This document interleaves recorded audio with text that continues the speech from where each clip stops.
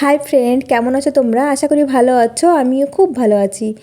আজকের রেসিপি আলু দিয়ে মুরগির ঝোল। এটা কিন্তু কমন জিনিস, সবার বাড়িতেই হয়ে থাকে, তবে এক একজন এক এক রকমভাবে তৈরি করে। আজকে আমি তৈরি করব এমনভাবে যার গ্রেভি হবে একদম স্মুথ। তো চলো বেশি কথা না বাড়িয়ে তোমাদের সাথে এই রেসিপিটা শেয়ার করে নিই।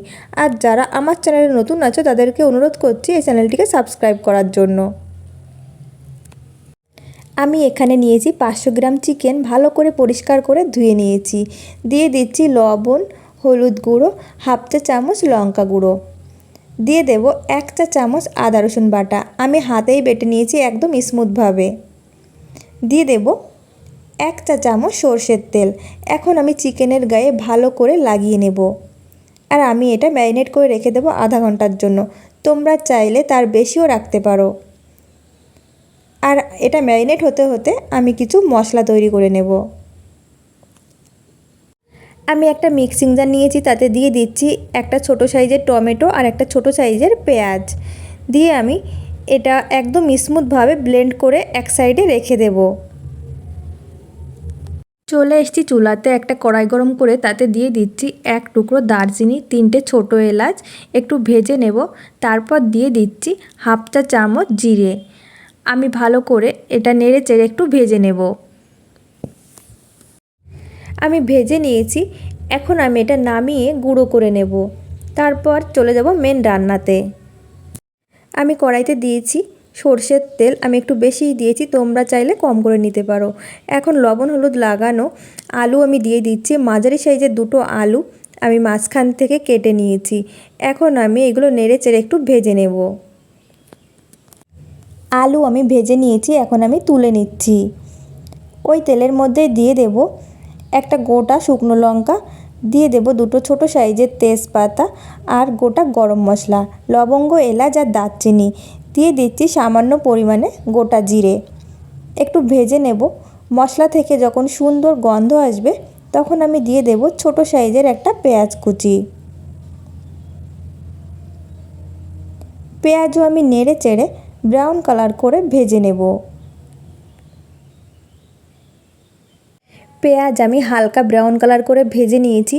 এখন আমি দিয়ে দেব 1 টেবিল চামচ আদা রসুন বাটা,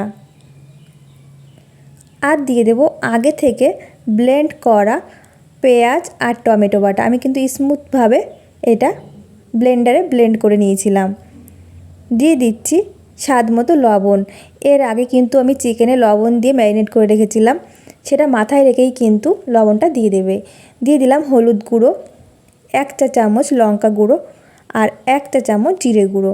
লঙ্কার পরিমাণটা তোমরা তোমাদের টেস্ট মতো দিয়ে দেবে। এখন ঢাকা দিয়ে আমি কিছুক্ষণ কষিয়ে নেব।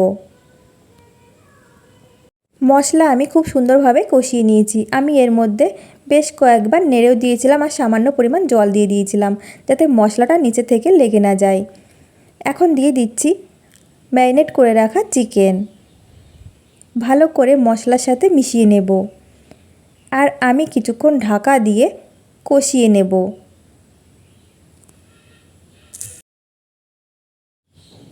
চিকেন আমি কিছুক্ষণ কষিয়ে নিয়েছি। এখন আমি দিয়ে দেব আগে থেকে ভেজে রাখা আলু। আলু দিয়েও আমি চিকেনের সাথে ভালো করে মিশিয়ে নেব আর ঢাকা দিয়ে আরও কিছুক্ষণ কষিয়ে নেব।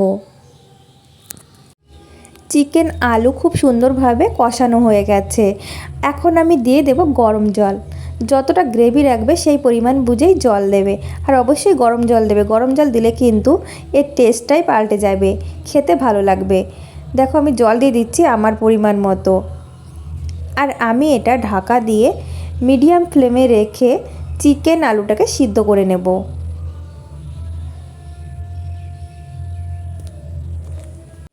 কিছুক্ষণ রান্না করার পর চিকেন আলু খুব সুন্দরভাবে সিদ্ধ হয়ে গেছে।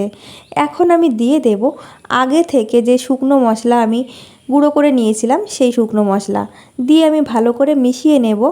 আর চুলার জালটা বন্ধ করে আমি 5 মিনিট ঢাকা দিয়ে রেখে দেব। যে কোনো রেসিপির গ্রেভি স্মুথ হলে খেতে কিন্তু ভালোই লাগে। একবার হলেও এই রেসিপি ট্রাই করে দেখতে পারো। খেয়ে কমেন্ট করে আমাকে জানিও যে এটা খেতে কেমন লেগেছে। আর তোমাদের কাছে আশা করি আমার এই রেসিপি ভালো লেগেছে। ভালো লাগলে লাইক, কমেন্ট এবং শেয়ার করে দিও।